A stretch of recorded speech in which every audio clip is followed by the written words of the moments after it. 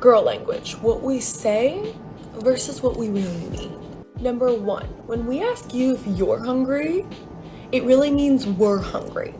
But we don't want to go out and get food or make food ourselves and eat in front of you alone. We really want you to say you're hungry too, so that we can get something together or make something together.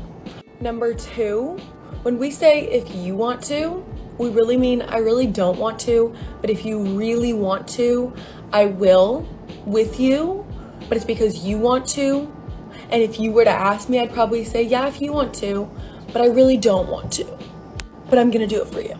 That does not make sense. Well, it sounds to me like girl language is a lot like a piece of European furniture, and I'm not talking about the simple, relatively straightforward furniture that's easy to put together, but the needlessly complicated kind that's only really appealing to people who wish they were sophisticated and women who wish they were more interesting than they actually are. Instead of just saying, hey babe, I'm hungry, do you want to get something to eat with me? You're just using a needlessly complicated series of wordless cues, gestures, and straight up gambles in hopes that the other party will just know what you're talking about, which just sounds like a recipe for creating some needless drama to spice up your boring life. Because a modern woman needs drama like a longshoreman needs 3 pints of beer to get through the morning. Yeah, you could go without it, but then you'll get cranky. And modern women who are cranky are about as fun as modern women who use backwards language because they failed basic conversational English in kindergarten. Number 3 might seem like a pretty easy one, but a lot of people don't get it.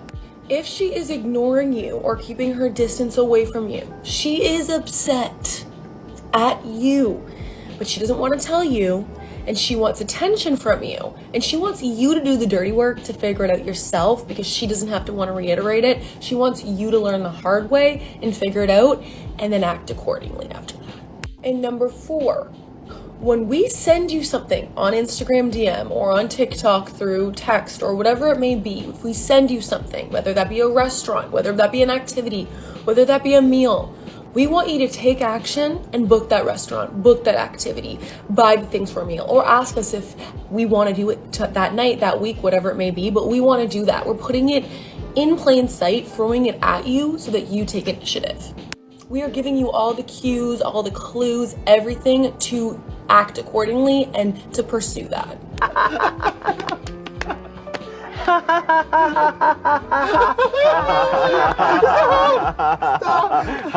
Hey. Well, it sounds to me like you just want an excuse to be angry and needlessly hold on to a grudge, which would make sense. You're a modern woman and your kind sees grudges as currency. In fact, they're so good at holding these grudges that Japanese house ghosts have been taking notes. It's all right to admit it, woman. If you actually did the healthy thing and told your man what was bothering you and he worked with you to resolve the issue and create a healthier, stronger bond, then that would mean your life would get boring again. And by the perfectly shined and reasonably priced steel-toed boots of the intergalactic space god Chilioblachord, all hail, we couldn't have that, now can we? So absolutely, torture this poor guy with your pettiness because he drank the last can of seltzer water. You deserve the drama. And if he calls you out for being childish, then just blame your astrological sign and accuse him of being immature. That way you never have to take accountability at all. Last but not least, number 5, if we ever say, no, it's okay, you don't have to, we really mean do it. Please do it. I would really love for you to do it.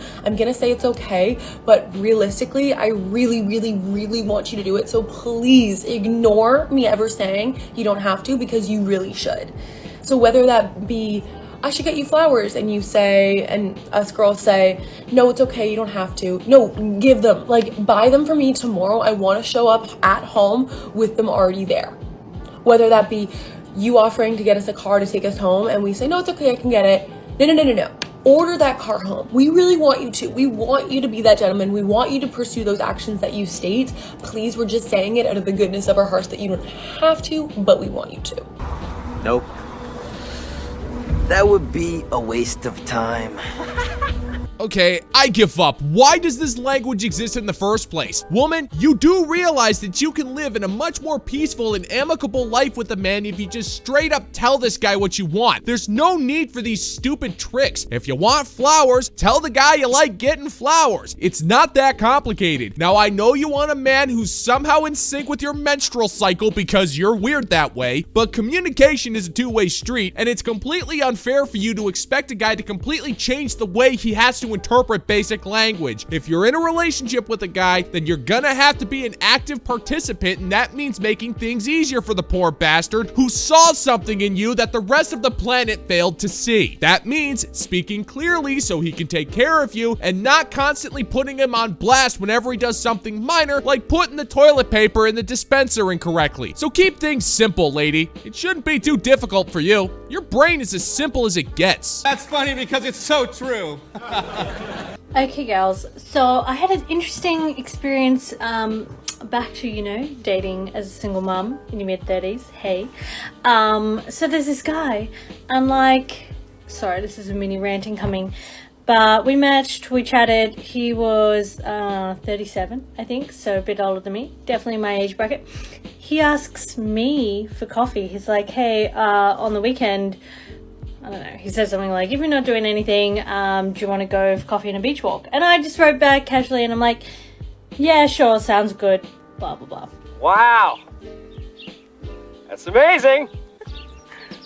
You know, I've traveled around quite a bit, and I've learned that there are 2 strict rules that you need to follow when talking to a single mother. Rule number 1, do not, under any circumstances, talk to single mothers. And rule number 2, no, seriously, do not forget rule number 1, don't talk to single moms. If they do feign interest in you, they are not intellectually stimulated by you, nor does the thought of you excite their sloppy doom hatch of inexplicable sorrows. Single moms don't work that way. You see, they put on a facade of being strong and independent for the camera because they know they screwed up terribly with their life choices, so they need to get whatever validation they can. And the easiest form of validation, outside of drinking boxed wine and eating cake, is social media. So they'll pretend to look like they got their act together, but let's be real here. They're merely interested in a man's wallet and figuring out a way to make you legally responsible for their moral irresponsibilities. And much like the bronchitis, ain't nobody got time for that.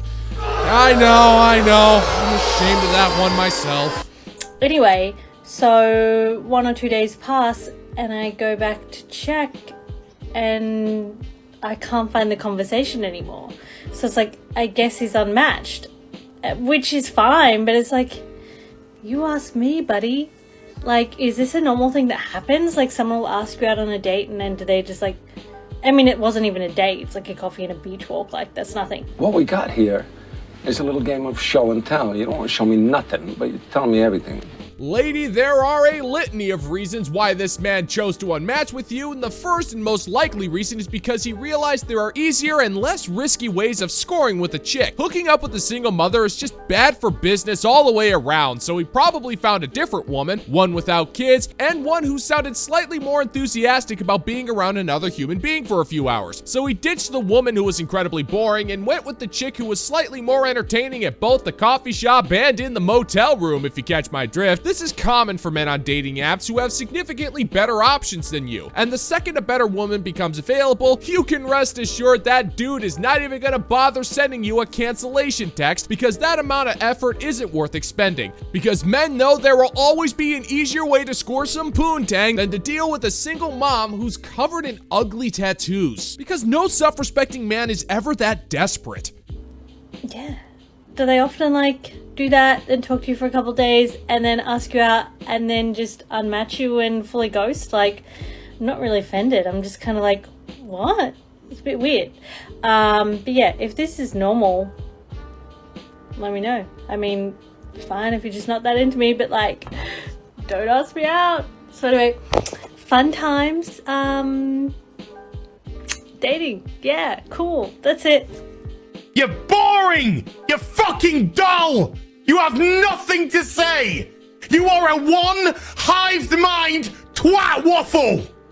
No, you're most definitely offended. We can tell. You're used to the role of rejecting men, and now you're the one who's being rejected. Kinda stings, doesn't it? Well, rest assured that's a feeling you'll never get used to as you spend the rest of your life at the wall. It's a cold, unforgiving place where you'll slowly age away without any grace or dignity. Men will ignore you the same way you ignored them, and if you're lucky, you might get a drunken simp to sleep with you once every few years, but in this quaint little shanty, you do get the benefits of all the boxed wine you you can drink, and all the trashy reality TV you can binge watch when you're not keeping an eye on your own spawn. Sure, it doesn't sound like much of a prize, but neither are you. You don't strike me as the kind of woman who's able to create a single interesting statement about anything. And if that poor guy sat down with you for a cup of coffee, you'd probably bore him to tears because you don't seem that interesting, but you do seem kind of desperate. Self-respecting men can typically smell that on a woman. It's equal parts nutmeg, baby vomit, and isopropyl alcohol. It's quite pungent. Oh, yeah.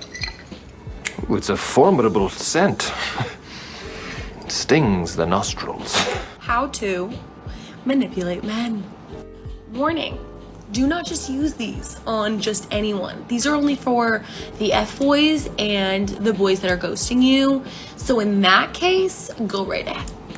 If he asks you if you've ever been here, if you're at a restaurant, if you are at a store, if you're at a certain location, or if he asks you where you got that, a piece of jewelry or something that could have been a gift, a new technology thing, whatever it is, okay?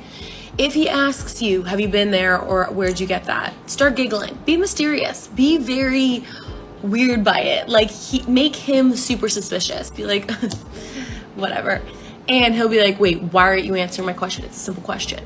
But you're making it sound as if there's more to the story. I must have missed 60 minutes. What are you saying? Well, your plan isn't off to a great start because most men are probably going to look at you and think that you're just plain weird and not in a good way. I know if it were me, and it wouldn't be because I have standards that are significantly higher than rock bottom, I'd be wondering if you had some kind of rap sheet for petty larceny. This isn't going to work the way you think it will. It's not going to work against Chad because he's going to see you as annoying, and it's not going to work on self-respecting men because they're going to see you as a materialistic wretch. Either way, they're going to be turned off by your behavior. This won't manipulate men into doing anything. Chad will just get up and walk out. He won't tolerate that kind of behavior. And the self-respecting man won't leave right away, but he's definitely planning on faking food poisoning and leaving you with some kind of a check. And if you want to be really toxic, you can say, don't ask questions that you don't want the answer to. Because then that's gonna convince him that somebody else took you there on a date or somebody else bought you that jewelry or whatever it was out of a present or a gift for you, assuming the gender or whatever that you're into bought it for you. So after that, he's gonna keep asking you, being like, what do you mean? Like, keep trying to poke the bear and poke you to like get the answers out of you. And you just keep having to like be giggly, be whatever, be like, it doesn't matter. Like, it doesn't matter who got it for me, whatever. Like, don't worry about it. Check, please. Take a pro tip from a man who doesn't believe in dating. Don't be toxic. Just don't. Be nice. Treat others the way you want to be treated. That is a lesson that was taught to me and my peers back in elementary school. Your tactics of manipulation aren't necessary at all, and they're bound to backfire on you. If you say don't ask questions you don't want the answer to, I'm immediately gonna think that you're either a felon or you trade human organs on the black market and you're trying to seduce me into a seedy motel bathtub full of ice. And you don't strike me as the kind of woman who'd be able to get top intergalactic space dollar for my kidneys. And I can't vouch for any other self-respecting man, but I've grown rather attached to my kidneys, and there ain't no way in HE double hockey sticks that I'm giving up my kidneys, especially for a 4 who acts like she's a 9. And then at the end of that, some point he'll start dropping it and he'll start dropping the whole questions asked or whatever, but it'll still be in his head. So he'll still be thinking about it. So you might not get the exact same thing from him or being taken to that place or whatever it was, but you bet your butt that he's gonna get something for you or take you somewhere because he wants to be the person that you remember and have memories with and have gifts from and all that stuff. He doesn't want another man to have done that for you. So Jimmy's gonna act up and act right after this one. See you later!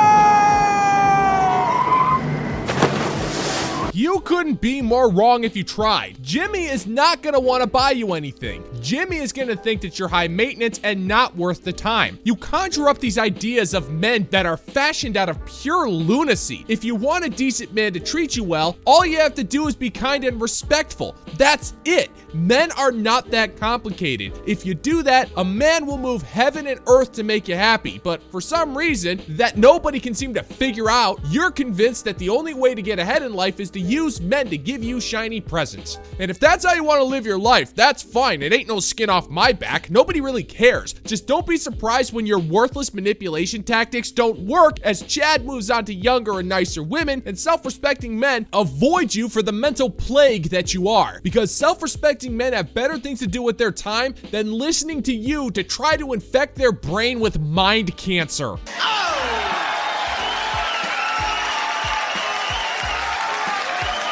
And that is going to do it for today's video, gentlemen and gents. And as always, if you find that this particular brand of humor is bringing you to the brink of laughter, then why don't you scroll on down and click that like and subscribe button and ring the notification bell, leave a comment or 3, and let's give the good old-fashioned middle finger to the YouTube algorithm. Every single one of you fellows is a magnificent bastard in my book, and I want to say thanks for checking out the new video, and until next time, peace out, homies.